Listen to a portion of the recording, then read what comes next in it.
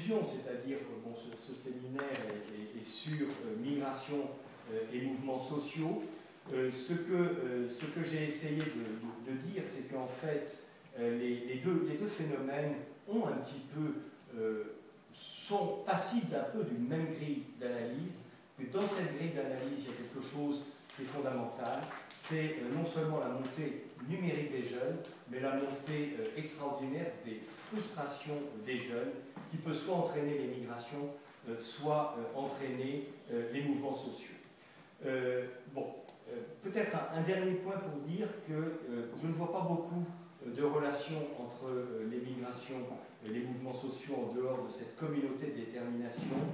On a pendant longtemps pensé que les révoltes pourraient être alimentées par des oppositions, et notamment, c'était une des grandes idées des pays et des pays arabes, c'est qu'il fallait se méfier des diasporas parce que les opposants se cachaient à l'étranger parmi la diaspora.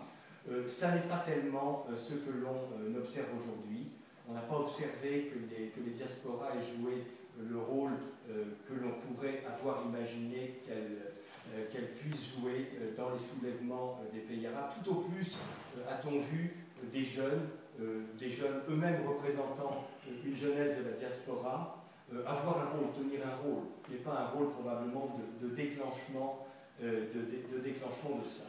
Donc je crois que la causalité que l'on pouvait imaginer, cette causalité ne s'est pas montrée opérationnelle.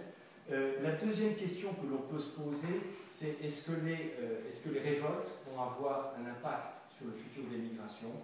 Là, voilà, ce qu'on disait hier, tout est ouvert, hein, le futur est ouvert, je n'ai pas la réponse, il y a one hand, but on the other hand. Donc, d'une certaine façon, aujourd'hui, on voit que c'est la crainte de l'Europe. La crainte de l'Europe, c'est que les quelques milliers de Tunisiens qui sont arrivés à Lampedusa soient l'avant-garde d'une vague considérable. Alors, quelqu'un faisait remarquer tout à l'heure qu'en fait, ces 20 000, 25 000 Tunisiens ne sont pas très nombreux à côté du million à peu près de gens qui ont quitté la Libye pour rejoindre soit l'Égypte, soit la Tunisie elle-même, soit d'autres pays africains. Ce qui est également important, c'est qu'ils ne sont pas beaucoup plus nombreux que ceux qui, l'année dernière et les années avant, simplement, ils ont concentré leur mouvement dans le temps. Je vous ai remarqué que c'est Bertrand, vous avez remarqué ça tout à l'heure. Il y a eu un phénomène temporaire et temporaire qui s'est passé. Il est très difficile de prédire ce qui va se passer.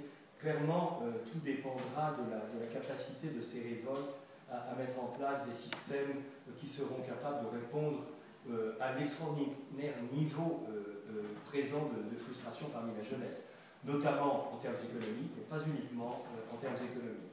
Donc, mes conclusions, c'est peu d'impact par rapport à ce qu'on peut imaginer de l'émigration sur la prise de conscience et le passage à la révolte, et peu de conclusions claires sur l'impact futur des révoltes sur une nouvelle émigration.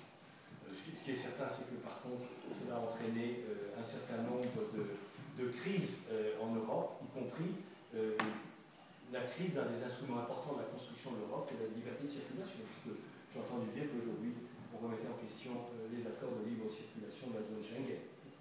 Voilà, c'est ce que je voulais dire en liant les deux thèmes. Merci Philippe pour un exposé.